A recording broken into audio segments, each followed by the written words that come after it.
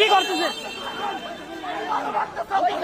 প্রশাসন? কিছু করতেছে না ভাই, ভাই আমাদেরকে মারতেছে ভাই, ভাই প্রশাসন দেখায় দেখায় দেখতেছে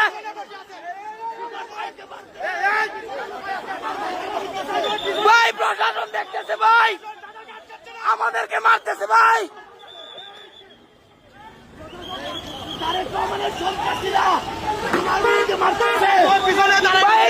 বিএনপির সন্ত্রাসীরা আমাদের উপরে আক্রমণ করছে, প্রশাসন দাঁড়ায় দাঁড়ায় সব দেখতেছে, তারা কোনো অ্যাকশন নিতেছে না।